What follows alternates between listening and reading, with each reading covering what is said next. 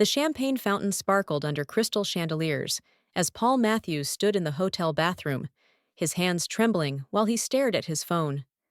In exactly 20 minutes, he would walk down the aisle to marry Vanessa Chen, the woman he'd loved for 6 years. But the text message glowing on his screen made his knees buckle. It was from Marcus, his best man, and it contained a single video file with the words, "Brother, I'm so sorry. You need to see this before you say I do." Paul's finger hovered over the play button. Every instinct screamed at him to delete it, to walk out there and marry the woman who'd stood by him through medical school, through his residency at Philadelphia General Hospital, through the lean years when they'd eaten ramen 4 nights a week in their tiny apartment. But something in Marcus's tone, the gravity of those words, made him press play. What he saw in the next 43 seconds would change everything. The video showed Vanessa, unmistakably her in that distinctive emerald dress she'd worn to her bachelorette party 3 nights ago, wrapped around another man in what appeared to be a hotel room. But it wasn't just any man.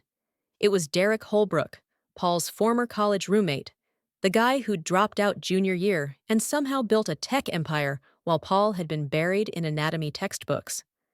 The audio was muffled, but he could hear Vanessa's laugh, that same laugh that had made him fall in love with her at a coffee shop in West Philadelphia back in 2018, except now it cut through him like a scalpel. Then came the words that destroyed him. "Just a few more days, and I'll have access to everything." Paul's such a predictable fool. Paul's reflection stared back at him from the bathroom mirror. At 32, he'd finally made it. Chief resident, 6-figure salary on the horizon, a beautiful bride. The American dream wrapped up in a bow. Except it was all built on quicksand. His mind raced through the past 6 months. Vanessa's sudden insistence on a joint bank account. Her interest in his family's property in Georgia, the land his grandmother had left him, worth nearly $2 million. The prenup she'd conveniently forgotten to sign, always having some excuse when he brought it up. The pieces fell into place with devastating clarity. He wasn't her future. He was her payday. The knock on the door made him jump. "Paul, man, you in there?" Marcus's voice carried concern and urgency. Paul unlocked the door. Yer and Marcus slipped inside, his 6'4" frame filling the small space. Marcus Washington had been Paul's friend since they were kids playing basketball in the parks of Southwest Philly. He'd never steered Paul wrong. "You watched it," Marcus said, reading Paul's face. "Brother, I didn't want to be the one to show you that, but I couldn't let you marry her without knowing." "How did you get this?" Paul's voice came out hollow. "My cousin Tasha works at the Bellevue Hotel. She was covering a shift 3 nights ago when she saw them. She knew who Vanessa was because she'd met her at my birthday party. She felt sick about it, Paul, but she recorded it on the security footage before anyone could erase it. She wrestled with whether to tell me, but ultimately, saw she couldn't live with herself if she didn't." Marcus put a hand on Paul's shoulder. "What are you going to do?" Paul looked at his reflection again. The tuxedo that had cost him 2 months' worth of student loan payments. The boutonniere that matched Vanessa's bouquet. White roses that symbolized new beginnings. He thought about the 350 guests sitting in that ballroom, most of them Vanessa's family and friends, people he'd worked so hard to impress, to prove he was worthy of their daughter, their niece, their friend. He thought about his own mother, Dorothy Matthews, sitting in the front row in her Sunday best, so proud of her son, the doctor, finally settling down. He thought about the $75,000 they'd spent on this wedding, money he'd saved and borrowed. I determined to give Vanessa the fairy tale she claimed she wanted. Then he thought about Derek Holbrook's smug face in that video. Derek, who'd always treated Paul like he was less than, like his hard work and dedication were somehow inferior to Derek's natural charm and family money. Derek, who'd called Paul too serious and too boring back in college. Derek, who was now apparently planning to waltz off with Paul's future wife and his assets. Something hardened in Paul's chest. Not rage, not yet. Something colder, more calculated. He'd spent the last decade of his life learning to stay calm under pressure, to think clearly when everything was chaos. In the emergency room, panic killed patients. Precision saved lives. Marcus, Paul said slowly, I need you to do something for me. I need you to get my laptop from the car. And I need you to tell the wedding coordinator we're running 15 minutes late. Technical difficulty with the music. Marcus's eyes widened. Paul, what are you thinking? I'm thinking that Vanessa wanted a memorable wedding, Paul said, his voice steady now, controlled. I'm going to give her exactly that. 20 minutes later, Paul stood at the altar, his laptop discreetly positioned behind a flower arrangement on the podium where the officiant would stand. The ballroom at the Rittenhouse Hotel was everything Vanessa had dreamed of. Floor-to-ceiling windows overlooking the Philadelphia skyline, tables draped in ivory silk, centerpieces of white orchids and roses that cost more than most people's monthly rent. The string quartet played softly as the bridesmaids made their way down the aisle in their champagne-colored dresses. Paul's mother caught his eye and smiled, tears already forming. He smiled back, hoping she'd forgive him for what was about to happen. Then the music swelled, and there was Vanessa. She was breathtaking. Her dress was a custom creation, all lace and silk, with a train that seemed to float behind her like a cloud. Her dark hair was swept up in an elegant twist, and her makeup was flawless. She looked like every bride's magazine cover come to life. As she walked toward him on her father's arm, her eyes locked on his, and Paul saw it. The triumph there, the satisfaction of a plan coming together. She thought she'd won. Vanessa reached the altar, and her father, Robert Chen, a stern-faced accountant who'd always seemed skeptical of Paul, placed her hand in his. Take care of my daughter, Robert said, the warning clear in his tone. Paul nodded. I promise she'll get exactly what she deserves. The officiant, Reverend Thompson, from Paul's childhood church, beamed at them. Dearly beloved, we are gathered here today to witness the union of Paul Darius Matthews and Vanessa Marie Chen in holy matrimony. He continued with the traditional opening, speaking about love and commitment, about the sacred bond of marriage. Paul barely heard him. His mind was counting down, waiting for the right moment. Before we proceed with the vows, Paul interrupted, his voice clear and strong, I have something I'd like to share with everyone, a little tribute to my beautiful bride. Vanessa's eyes lit up. This wasn't in the program, but she was always one for grand gestures. She probably thought he'd prepared some romantic speech, some poetic declaration of love. The guests settled into attentive silence. Paul walked to the podium, turning the laptop to face the crowd. Vanessa, you've been the center of my world for 6 years. You've been there through everything. Through my struggles in medical school, through my endless hospital shifts, through the times when I barely had money for groceries. You stuck by me, and I thought that meant you loved me for who I am, not what I have. Vanessa's smile faltered slightly. Something in Paul's tone wasn't right. But then, 3 nights ago, something interesting happened. At your bachelorette party at the Bellevue Hotel, you made some choices. And I think everyone here deserves to see the real you before I make the biggest mistake of my life. He pressed play. The video filled the screen, projected large enough for every single guest to see clearly.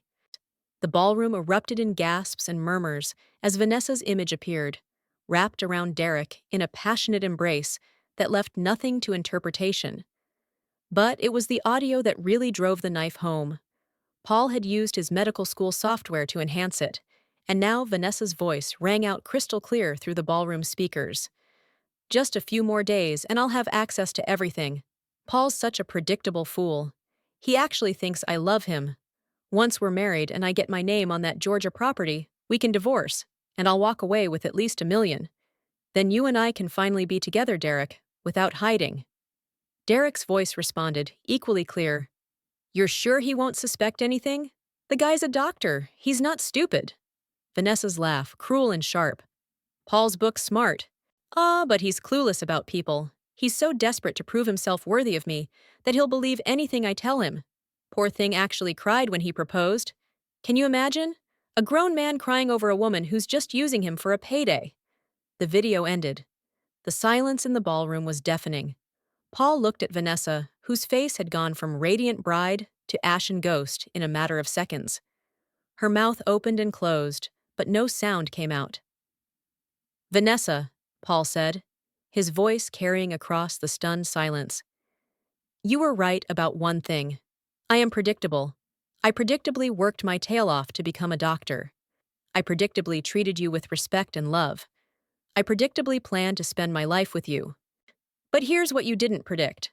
I'm also predictably smart enough to recognize a con when I see one." Vanessa found her voice, shrill and desperate. "Paul, I can explain. That video, it's not what it looks like. It's edited or something. This is Derek trying to sabotage us because he's jealous." Paul almost laughed. "Derek's in the video with you, Vanessa, and I had it authenticated by a digital forensics expert yesterday after Marcus showed it to me. There's no editing, just you, showing your true colors." He turned to address the crowd. "Ladies and gentlemen, I apologize for wasting your time and money today. For those who traveled from out of town, I'll personally reimburse your expenses. But I couldn't let this wedding proceed based on a lie. See, I couldn't stand here and vow to love and cherish someone who views me as nothing more than a paycheck." Robert Chen stood up, his face purple with rage, but Paul couldn't tell if it was directed at him or his daughter. Vanessa's mother, Jennifer, had her hand over her mouth, tears streaming down her face. Paul's own mother sat very still, her expression unreadable. Marcus stood near the back, ready to intervene if things got physical. "You have no right," Vanessa hissed, her beautiful facade cracking completely. "You sanctimonious, self-righteous." "I have every right," Paul cut her off. "You were about to commit fraud, Vanessa. Marriage fraud for financial gain. I could have you arrested, but I'm not going to do that." He paused, letting that sink in. "I'm going to do something much more fitting. And everyone in this room now knows exactly who you are. Your family, your friends, your colleagues, they all just watched you plot to use me and discard me. They heard you mock me, belittle me, reduce 6 years of what I thought was love into a business transaction. That's your punishment, Vanessa, living with the fact that everyone you care about knows the truth." Vanessa lunged forward, and for a moment, Paul thought she might actually attack him, but her maid of honor, her sister Lily, caught her arm. "Don't," Lily whispered. "Don't make this worse." Worse? Paul almost laughed at that. How could this possibly get worse for Vanessa? But as he looked around the ballroom at the faces staring at her with mixtures of shock, disgust, and pity, he realized Lily was right. This was already devastating. "The bar is still open," Paul announced to the guests. "The food is still being prepared. I paid for all of it, and I'm not about to let it go to waste. So please, stay, eat, drink. Consider it a celebration of honesty and truth. And Vanessa?" He turned back to her one final time. "Don't ever contact me again. I'll have Marcus collect your things from the apartment. You have until Monday to find somewhere else to live." He walked down the aisle then, leaving behind the gasps and whispers, leaving behind Vanessa's shouted protests and her father's angry demands for explanation. Marcus fell into step beside him, and they exited the ballroom together. In the hotel corridor, Paul's composure finally cracked. He leaned against the wall, his breath coming in short gasps, and Marcus steadied him with a firm grip on his shoulder. "Easy. Brother. Breathe. Just breathe." The adrenaline that had carried Paul through the confrontation was draining away, leaving him hollow and shaking. "Did I just do that?" Paul whispered. "Did I really just blow up my own wedding?" "You did what you had to do," Marcus said firmly. "Man, you handled that with more grace than most people could have managed.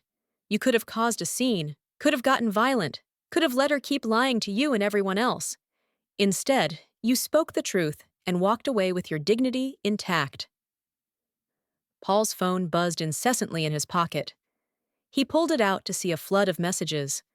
Some from relatives asking if he was okay. Some from Vanessa, alternating between apologies and accusations. And one from a number he didn't recognize. He opened it. "Dr. Matthews, this is Derek Holbrook. We need to talk. What Vanessa told you in that video isn't the whole story. Meet me at the coffee shop on Walnut Street in 1 hour. Come alone. Paul showed the message to Marcus, who scowled. That takes some nerve. You're not seriously considering meeting him, are you? Paul thought about it. Part of him wanted to ignore Derek completely, to let him rot in whatever guilty conscience he might possess.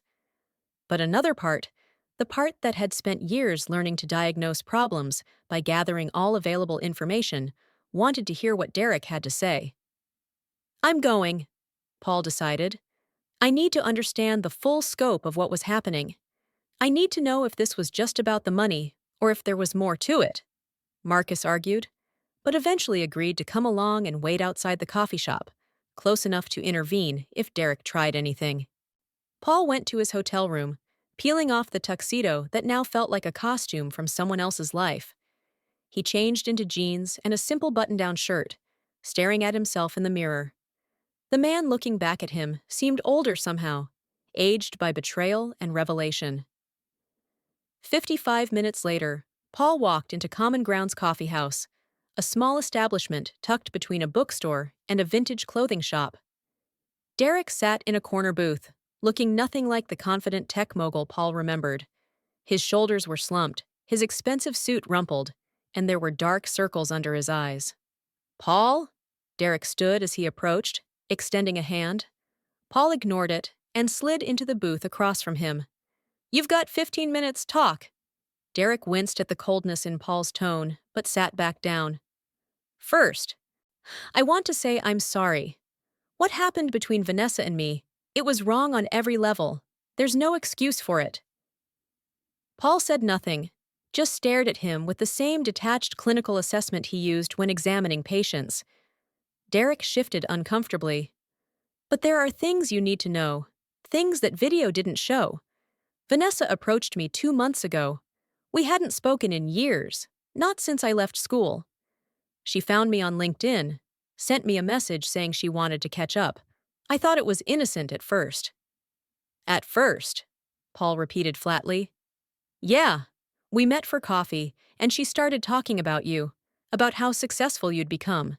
She seemed proud of you. But then she started asking about my company, about my finances, about investments. It felt off. But I figured she was just making conversation. Derek ran a hand through his hair. Then she started meeting me more frequently. She'd text me about problems in your relationship, about how you were always working, always tired, never had time for her. She painted this picture of herself as lonely and neglected. Paul felt anger flare in his chest. I was working to build a future for us. I was a resident at one of the busiest hospitals in Philadelphia. She knew that going in. I know, man, I know. But Vanessa, she's good at what she does. She made me feel like I was rescuing her from something. And yeah, I was attracted to her. I'm not going to lie about that. But the physical stuff, that only started 3 weeks ago. And it wasn't my idea. Paul leaned forward. Are you seriously trying to claim you're a victim here? You slept with your former roommate's fiancé 3 weeks before his wedding. I'm not claiming I'm a victim. I'm telling you, I'm an idiot who got played just like you did. Derek pulled out his own phone, scrolling through messages. Look at these. These are texts from Vanessa over the past month. Paul took the phone reluctantly. The messages painted a disturbing picture. Vanessa had been systematically manipulating Derek, telling him that Paul was abusive, that he controlled her finances, that she was afraid to leave him because he'd threatened her family. She'd sent Derek fake bruises, makeup carefully applied to look like injuries, claiming Paul had hurt her during arguments. This is insane, Paul muttered, scrolling through the fabricated evidence of abuse. She told me she needed help getting away from you safely. She said once you were married, she could file for divorce and use your joint assets to start over somewhere you couldn't find her. She said she needed me to be there for her, to give her strength. Derek's voice cracked. I thought I was helping someone escape domestic violence, Paul. I swear I thought I was doing the right thing. Paul looked up from the phone, studying Derek's face. He'd been trained to read people, to spot lies and inconsistencies. Derek looked genuinely distressed, genuinely remorseful. Then why did you let her say all those things about me in the video? About me being a predictable fool, about using me for money? Derek closed his eyes. Because by that point, I'd started to realize something was wrong with her story. Little things weren't adding up. She'd told me you never let her have money. But then, I saw her posting pictures on social media in designer clothes. She said you isolated her from friends, but she was constantly at social events. I started questioning her, and she got defensive. That night at the hotel, I was testing her. I wanted to hear what she'd say when she thought I was fully on board with her plan. And you recorded it, Paul said. No, I didn't. Your boy Marcus's cousin did that. I didn't even know we were being recorded until Marcus contacted me yesterday, asking me what the hell I was doing with his friend's fiancée. Derek leaned back, looking defeated. Paul, Vanessa is dangerous. Not physically, maybe, but psychologically. She's been planning this for months, maybe longer. And I don't think you're her first target. That statement hung in the air between them.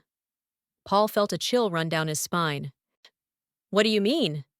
Derek pulled out a tablet, opening a series of documents. After Marcus confronted me, I got suspicious and did some digging. I have resources, connections from my business. I hired a private investigator to look into Vanessa's background. What he found, Paul, it's disturbing. The investigator's report detailed a pattern that made Paul's stomach turn. Before Paul, Vanessa had been engaged to a man named Christopher Banks in Atlanta. Christopher was a successful lawyer who'd broken off the engagement 2 weeks before the wedding when he discovered Vanessa had forged his signature on loan documents, taking out $50,000 in his name. Before Christopher, there was a man named Tyler Rodriguez in Miami, a real estate developer. Tyler had filed a restraining order against Vanessa after she'd tried to manipulate him into signing over property deeds, using fake pregnancy claims and threats of false abuse allegations. She's a con artist, Paul said quietly, the pieces finally coming together completely. She's a professional, and she's good at it. Derek nodded. The investigator thinks she's been doing this for at least 5 years, maybe longer. She targets successful men who are kind, trusting, maybe a little socially awkward or isolated. Men who are so focused on their careers that they don't have time to properly vet the people in their personal lives. She builds relationships slowly, gains trust, then strikes when they're most vulnerable, usually right before or right after marriage. Paul thought about how they'd met.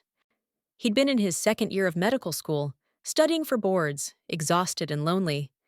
Vanessa had literally bumped into him at a coffee shop, spilling her latte on his anatomy notes. She'd been so apologetic, so charming, insisting on buying him coffee to make up for it. They'd talked for hours that day. She'd seemed genuinely interested in his work, his dreams, his background. She'd asked about his family, his finances, his goals. At the time, he'd thought she was just getting to know him. Now he realized she'd been gathering intelligence. Why are you telling me this? Paul asked Derek. Why help me now? Because I feel like garbage about my part in this, and because she tried to play me too. When I started questioning her story, she turned on me fast. Started threatening to tell you we'd been having an affair for years. To ruin my business reputation by claiming I'd sexually harassed her. She's vindictive and calculated, and someone needs to stop her before she does this to someone else. Derek met Paul's eyes. And because despite everything, despite the years and the distance, you were once my friend. I was a jerk to you in college. I looked down on you because you had to work for everything while things came easy to me. But watching what you've accomplished, seeing the man you've become, I respect the hell out of that. You deserved better than what I did, and you definitely deserve better than what she tried to do.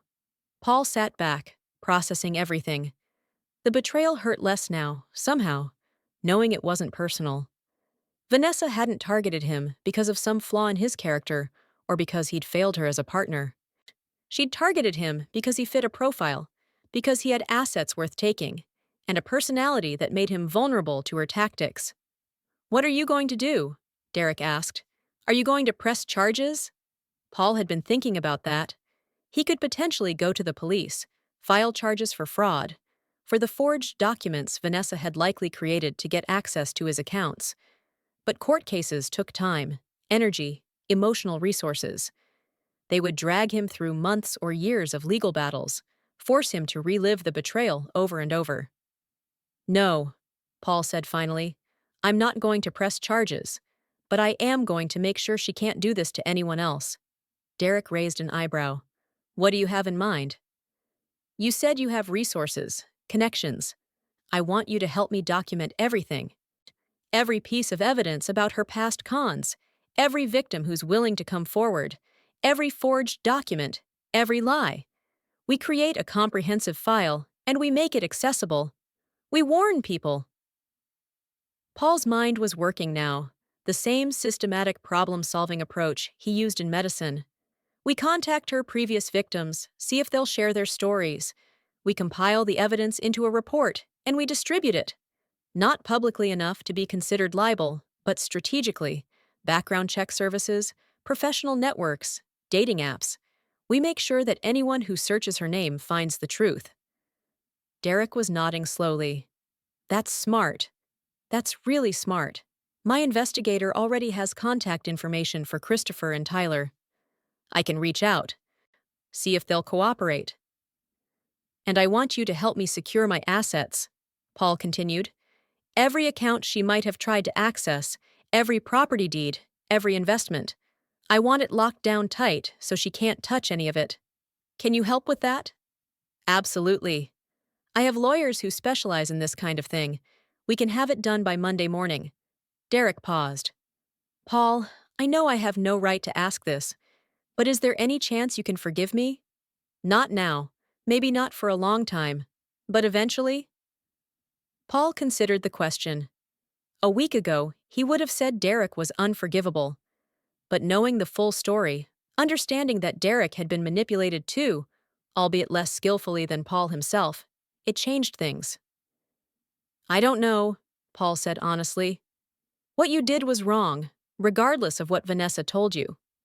You should have come to me, should have asked me directly if any of her claims were true. But I also understand that she's good at what she does, and you got caught in her web too.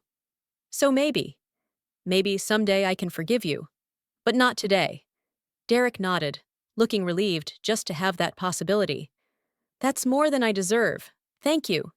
They spent the next hour going over details, making plans, coordinating their approach. By the time Paul left the coffee shop, he had a clear action plan. Marcus was waiting outside, leaning against his car. "How'd it go? Do I need to punch him?" Paul smiled, the first genuine smile he'd managed since watching that video. "No, brother, no punching necessary, but I do need your help with something." He explained the plan to Marcus as they drove back to Paul's apartment. Marcus listened, occasionally interjecting with suggestions, his legal background as a paralegal coming in handy for identifying potential pitfalls.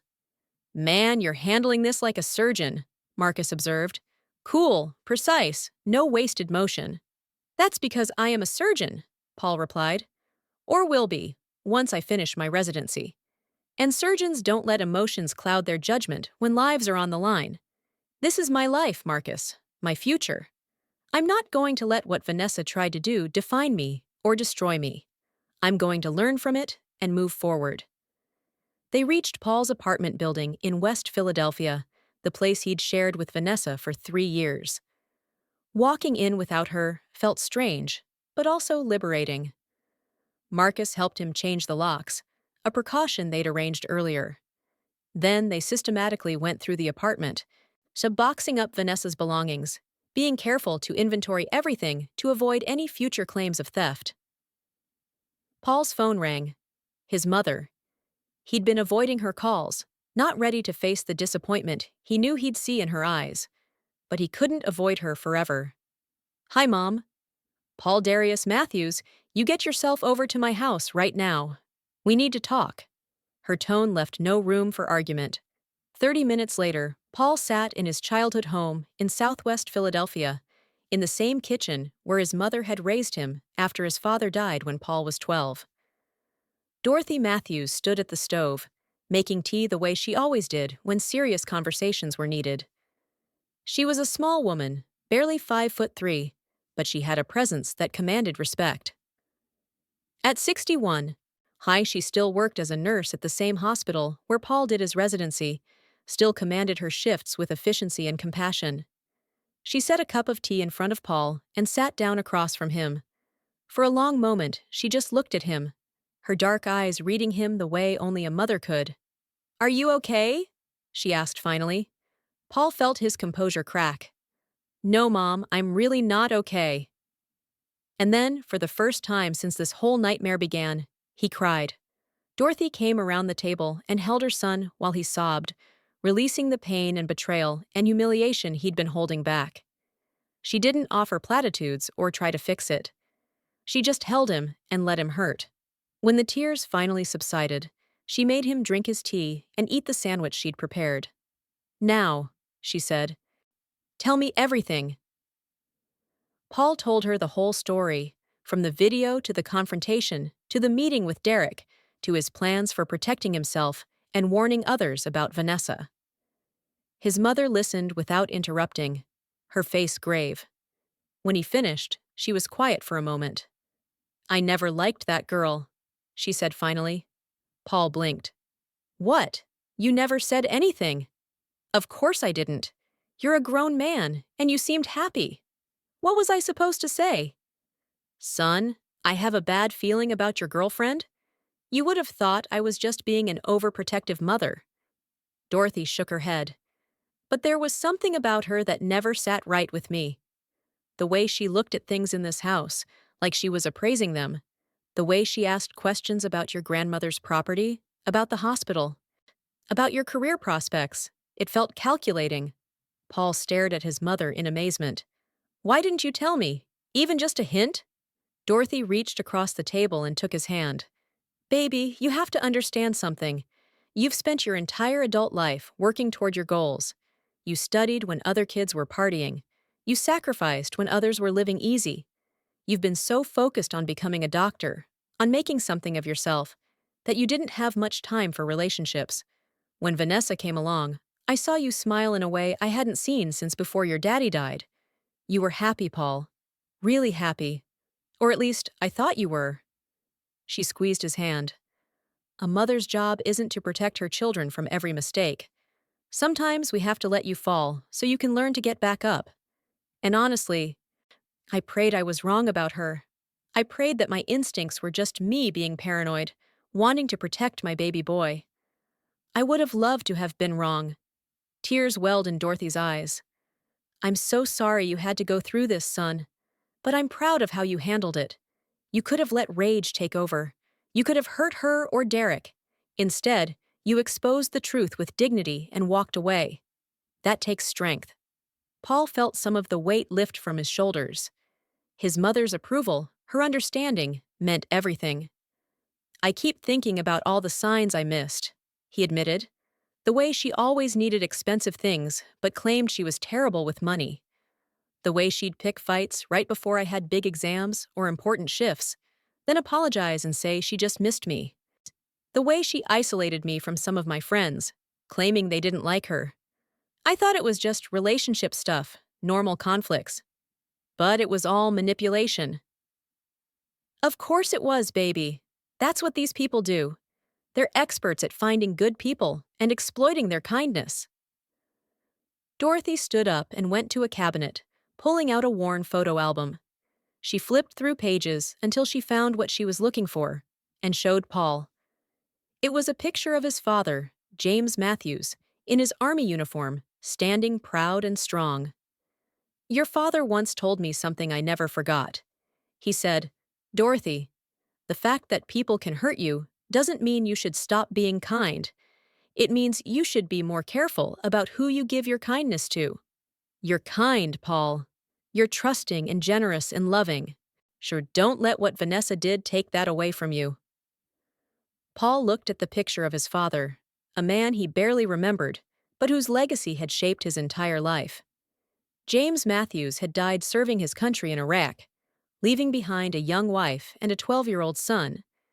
But he'd also left behind an insurance policy and benefits that had helped pay for Paul's education. He'd left behind a reputation for integrity and service that Paul had tried to live up to every day. "I won't, Mom. I promise." Paul took a deep breath. "But I am going to be smarter. I'm going to protect myself better. And I'm going to make sure Vanessa can't do this to anyone else." Dorothy nodded approvingly.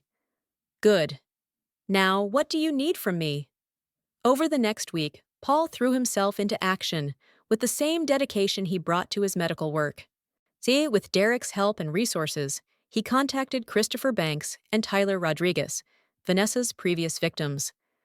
Both men were initially reluctant to talk, the shame and embarrassment of being conned still raw.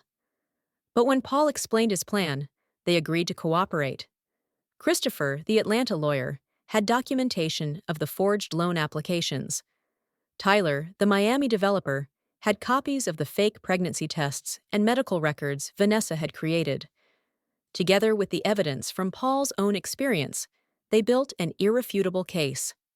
Marcus connected Paul with a friend who worked in digital reputation management. They created a detailed, factual report documenting Vanessa's pattern of fraud and manipulation. It was carefully worded to avoid legal liability, sticking only to verified facts and court records. They submitted it to background check databases and online verification services. They created alerts on professional networking sites. Anyone who searched for Vanessa Chen in a romantic or business context would find the truth. Paul also worked with Derek's lawyers to secure his assets. They discovered that Vanessa had indeed attempted to forge documents, giving her access to his grandmother's Georgia property. She'd created fake power of attorney papers and had been days away from filing them with the county clerk. If Paul had married her, those documents combined with their marriage certificate would have given her legitimate claim to half of everything he owned. "She was thorough," the lawyer, a sharp woman named Patricia Green, told Paul. "I've seen a lot of fraud cases, but this woman was professional grade. If you'd gone through with the wedding, untangling this mess would have taken years and cost you hundreds of thousands in legal fees. You dodged a serious bullet, Dr. Matthews." Paul also learned that Vanessa had taken out credit cards in his name, running up nearly $30,000 in debt. She'd used his information from documents she'd had access to in their shared apartment. Patricia helped him file fraud reports and dispute the charges. It would take time, but the debt would be removed from his record. Meanwhile, Vanessa herself had gone quiet. After the initial barrage of angry texts and calls, she'd disappeared. Her sister Lily reached out to Paul once, apologizing for not seeing what her sister really was. "We grew up together," Lily said, her voice thick with emotion. "I thought I knew her. But looking back now, there were always signs. The way she'd lie about small things for no reason. The way she'd manipulate our parents to get what she wanted. I just never thought she'd take it this far. I'm so sorry, Paul. You deserved better." Paul appreciated Lily's apology, but he kept the conversation brief. He needed distance from anything connected to Vanessa. 2 weeks after the failed wedding, Paul was working a night shift in the emergency room when a familiar face appeared in the waiting area. It was Jennifer Chen, Vanessa's mother. She looked exhausted, aged by stress and shame. She approached the nurse's station, where Paul was reviewing charts. "Dr. Matthews, could I speak with you, please?" Paul hesitated, then nodded. He led her to a quiet consultation room, the kind they used for delivering bad news to families. "Mrs. Chen, if you're here to plead Vanessa's case, I need to tell you that's not going to change anything." Jennifer shook her head quickly. "No, I'm not here for that. I'm here to apologize and to tell you what happened after the wedding." She sat down heavily, looking defeated. "Vanessa left Philadelphia the day after your wedding. She's gone to California, I think, though she won't tell us exactly where.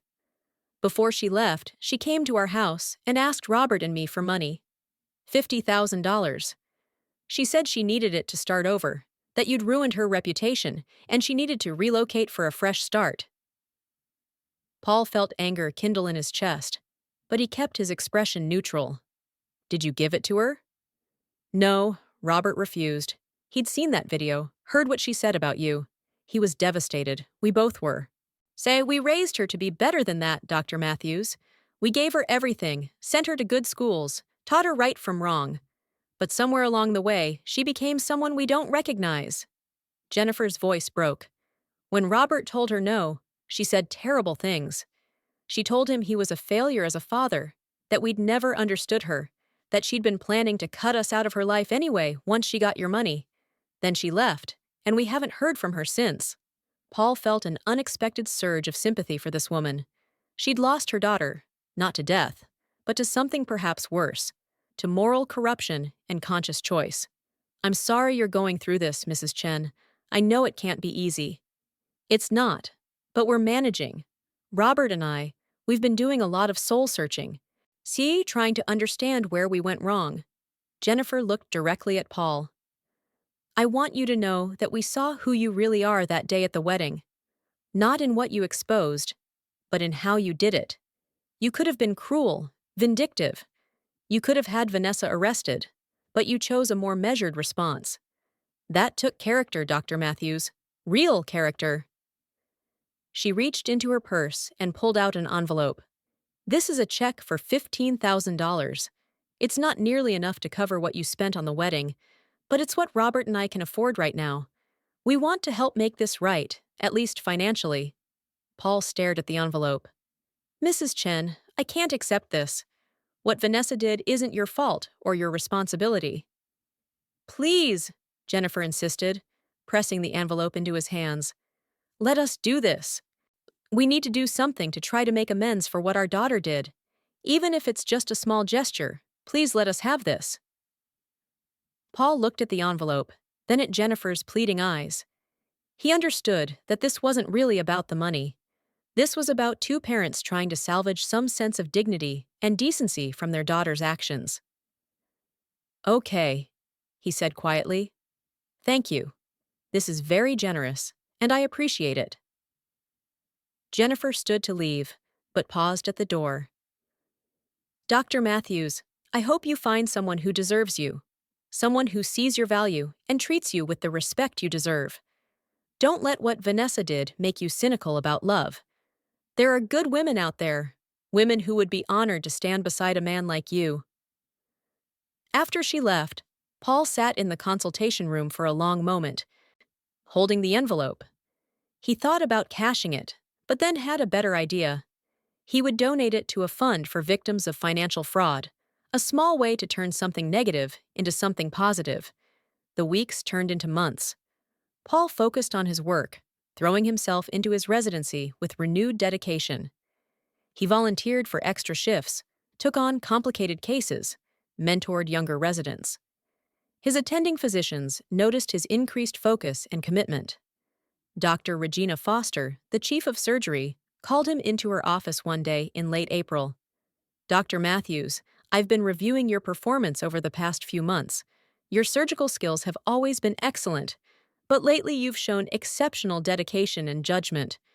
Dr. Foster, lined a formidable woman in her 50s who'd broken barriers as one of the first Black female surgical chiefs in Philadelphia, looked at him over her reading glasses. I'm recommending you for the chief resident position for next year. It's a significant responsibility and a major career advantage. Are you interested? Paul felt a surge of pride and gratitude. Yes, Dr. Foster, I'm very interested. Thank you for this opportunity. Don't thank me yet. You'll earn every bit of it. She smiled slightly. I heard about what happened with your wedding. Hospital gossip being what it is, news travels. I want you to know that how you handled that situation impressed a lot of people, myself included. You showed maturity and restraint under extraordinarily difficult circumstances. Those are qualities we need in our leaders. Paul left her office feeling lighter than he had in months. The chief resident position would set him up perfectly for a fellowship at a top hospital. His career was back on track, maybe even better than before. That evening, Marcus took him out to celebrate. They went to Ray's Happy Birthday Bar in South Philadelphia, a local institution known for its soul food and live music. Over catfish and collard greens, Marcus raised his beer. To my brother Paul, the future chief resident, and the man who turned a disaster into a comeback story. Paul clinked his glass against Marcus's. I couldn't have done it without you, man. You saved me from making the biggest mistake of my life. That's what brothers do, Marcus said simply. We look out for each other. He paused. Have you heard anything about Vanessa? Nothing direct. But Derek's investigator tracked her to Los Angeles. Apparently, she's already working on her next target, some entertainment lawyer. Derek sent him the file we compiled. The guy thanked us and cut off contact with her immediately. Paul shook his head. I wonder if she'll ever stop, or if she'll just keep doing this until she gets caught in a way she can't escape. That's not your problem anymore, Marcus pointed out. You did your part. You warned the people you could warn, protected yourself, and moved on. What she does from here is on her. Paul knew Marcus was right, but part of him still felt responsible somehow, like he should do more. His mother would tell him that was his helper's instinct, the same drive that made him become a doctor. He wanted to fix things, to heal wounds, to solve problems. But some people didn't want to be fixed, and Vanessa was clearly one of them. In June, Paul received an unexpected email. It was from Tyler Rodriguez, the Miami developer, who'd been one of Vanessa's previous victims. Dr. Matthews, I wanted to reach out and thank you personally for what you did. When Vanessa conned me 3 years ago, I felt so ashamed and stupid that I didn't warn anyone. I just wanted to forget it happened. But you were brave enough to expose her and to bring all of us together. Because of your actions, I've found some closure. I've also been working with a therapist to process the manipulation and abuse, which I didn't even recognize as abuse until we compiled that report. You helped me more than you know. I'm also happy to tell you that I'm engaged to an amazing woman named Sophia, who I met last year. She knows everything about what happened with Vanessa, and she's been incredibly supportive. There are good people out there, Dr. Matthews. Don't give up on finding yours. With gratitude, Tyler Rodriguez. Paul read the email several times, feeling warmth spread through his chest. He hadn't expected thanks, hadn't done any of this for recognition, but knowing that his actions had helped Tyler heal made everything worthwhile. He replied with congratulations and well wishes, then sat back in his chair, thinking. It had been 4 months since the wedding that never was. 4 months since his life had imploded and been rebuilt. He'd spent that time focused on work, on healing, on protecting himself and others. But maybe Tyler was right. Maybe it was time to start thinking about opening his heart again, carefully and wisely, but open nonetheless. A week later, Paul was grabbing coffee before his shift when he literally bumped into someone, sending her iced latte splashing across the sidewalk. Oh my God, I'm so sorry, he exclaimed, immediately kneeling to help pick up the cup and lid. The woman laughed, a warm, genuine sound. It's okay, really. I wasn't watching where I was going. I was reading and walking, which never ends well. Paul looked up and found himself staring at one of the most beautiful smiles he'd ever seen. The woman was around his age, with natural hair pulled back in a curly ponytail, warm brown eyes, and an expression of genuine amusement rather than anger. At least let me buy you another one, Paul insisted. So, it's the least I can do for assaulting you with pedestrian traffic. She laughed again. Okay, but only if you let me buy yours too, as an apology for not paying attention. They went into the coffee shop together, and Paul learned her name was Keisha Williams. She was a social worker at a community center in North Philadelphia, working with at-risk youth. She'd been reading a book about trauma-informed care, hence her distraction. That's important work, Paul said, genuinely interested. I'm a surgical resident at Philadelphia General, and we see a lot of kids from difficult situations. The ones who have good social workers supporting them have so much better outcomes. Keisha's face lit up. You're a doctor? That's amazing. My little brother wants to be a doctor. He's pre-med at Temple right now. They talked for 20 minutes. And Paul realized with surprise that it felt easy, natural. Keisha didn't ask probing questions about his finances or his family's assets. She talked about her work, her passion for helping kids, her love for Philadelphia and its communities. When Paul mentioned he had to get to the hospital, she seemed genuinely disappointed. "This was really nice," she said. "Would you maybe want to grab coffee again sometime? On purpose this time, not as a collision casualty?" Paul hesitated, old fears rising up. But then he thought about Tyler's email, about his mother's advice, about Dr. Foster's faith in him. He thought about the fact that he'd survived betrayal and come out stronger. One coffee date wasn't a marriage proposal. It was just two people getting to know each other. "I'd like that," Paul said, pulling out his phone. "Can I get your number?" As he walked to the hospital, Keisha's number saved in his phone, Paul felt something he hadn't felt in months. Hope. Not naive hope that ignored the possibility of pain, but mature hope that acknowledged risk while still choosing to be open to possibility. 3 months later, Paul stood in his mother's kitchen, helping her prepare Sunday dinner. It had become their tradition, every Sunday when he wasn't working. He came home and they cooked together. Today they were making his father's favorite meal, fried chicken, mac and cheese, and green beans. "So," Dorothy said casually, too casually, "are you going to invite Keisha to dinner soon? I'd like to meet this woman who's got you smiling at your phone like a teenager." Paul felt his face heat up. "We're taking things slow, Mom. We've only been dating for 3 months. 3 months is long enough for a Sunday dinner," Dorothy countered. "I'm not asking you to bring her to a family reunion, just dinner, here, where I can see if she's good enough for my son." Paul laughed. "And what will you be looking for exactly?" "I'll know it when I see it," Dorothy said mysteriously. "A mother knows." The following Sunday, Paul brought Keisha to meet his mother. He was nervous in a way he hadn't been even before major surgeries.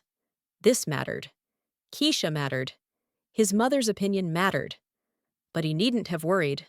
Within 5 minutes of arriving, Keisha had rolled up her sleeves and was helping Dorothy in the kitchen, talking and laughing like they'd known each other for years. Paul watched from the doorway as Keisha asked about his baby pictures, listened intently to stories about his childhood, and genuinely engaged with his mother in a way that felt real, not performed. After dinner, as Keisha helped with dishes despite Dorothy's protests, Paul's mother pulled him aside. "That one," she whispered. "That one's different." She looked at the pictures on my walls, at the memories, not at the furniture or the valuables. She asked about your father, about our family, about who we are, not what we have. "She's real, baby. She's good people." Paul felt emotion well up in his throat. His mother's approval meant everything, especially after Vanessa. "I think so too, Mom. I really think so too." In October, nearly a year after the wedding that never was, Paul received a call from an unknown number. He almost didn't answer, but something made him pick up. "Dr. Matthews? This is Detective Sarah Chen with the Los Angeles Police Department. I'm calling regarding a Vanessa Marie Chen. Are you familiar with this individual?" Paul's heart sank. "Yes, Detective. What's happened?" "Ms. Chen was arrested yesterday for fraud and identity theft. We found your contact information in her belongings, along with documentation related to several other individuals. We believe you may have been one of her targets. I'd like to ask you some questions if you have time." Paul spent an hour on the phone with Detective Chen, providing information about Vanessa's attempted fraud. He learned that she'd been arrested trying to con a Hollywood producer out of $200,000 using fake investment schemes. The producer had been suspicious and contacted the police, who'd been building a case against Vanessa for months. "With your testimony and the evidence you've already compiled, we have a solid case," Detective Chen told him. "Ms. Chen is looking at serious prison time, multiple counts of fraud, forgery, identity theft. She won't be doing this to anyone else for a very long time." After hanging up, Paul sat quietly, processing the news. He'd once thought he'd feel satisfaction at Vanessa's downfall, vindication that justice had caught up with her. But instead, he just felt sad. Sad for the woman who'd chosen this path. Sad for her parents who'd lost their daughter to her own greed and manipulation. sad for all the time and potential wasted on deception instead of building something real. But he also felt closure. This chapter of his life was truly over now. Vanessa would face consequences for her actions. The people she'd hurt would have justice. Poisson and Paul could move forward completely, without looking over his shoulder. That evening, he met Keisha at Fairmount Park. They'd planned a picnic to watch the sunset, something they tried to do whenever their schedules aligned. As they sat on a blanket, watching the sky turn orange and pink over the Schuylkill River, Paul told her about the phone call. Keisha listened without interruption, her hand warm in his. "How do you feel about it?" she asked when he finished.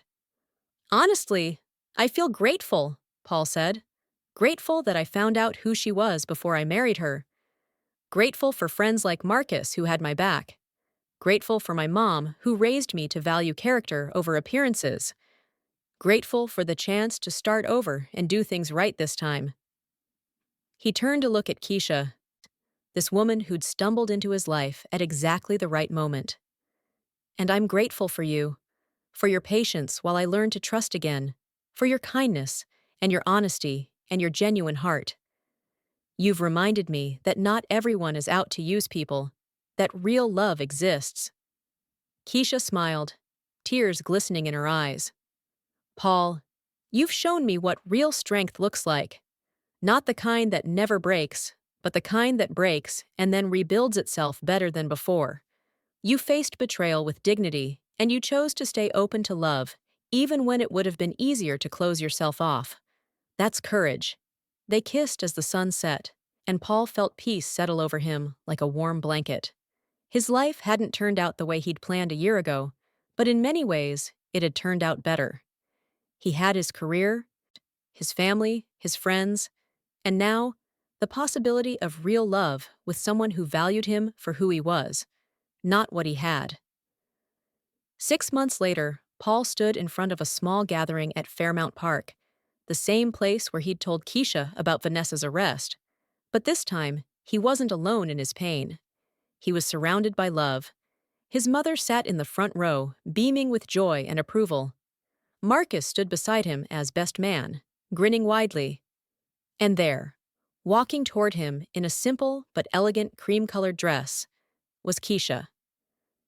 This wedding was nothing like the extravagant affair he'd planned with Vanessa.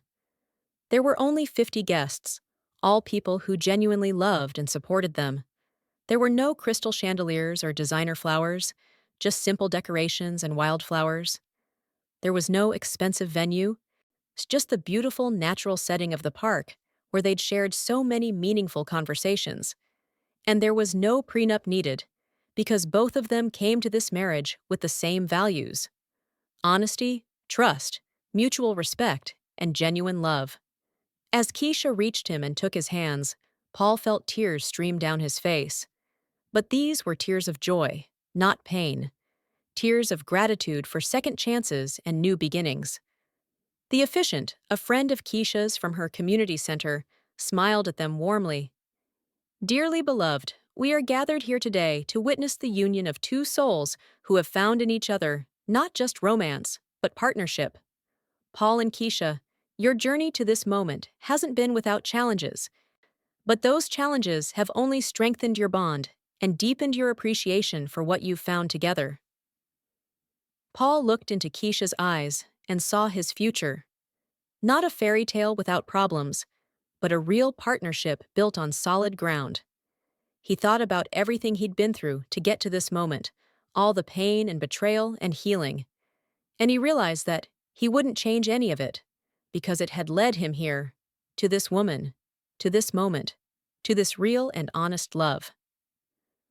"I do," he said when the time came, his voice strong and sure.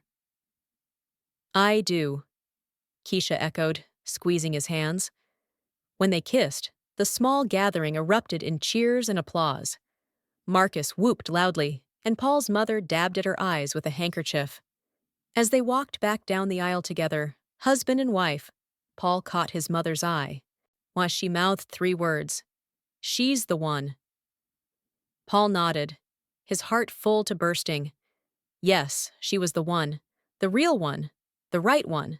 The one who'd been worth waiting for, worth healing for, worth opening his heart for, despite the risk. Later, at the small reception at a restaurant in South Philadelphia, Paul stood to give a toast. I want to thank everyone for being here today. A year and a half ago, I thought I knew what love looked like.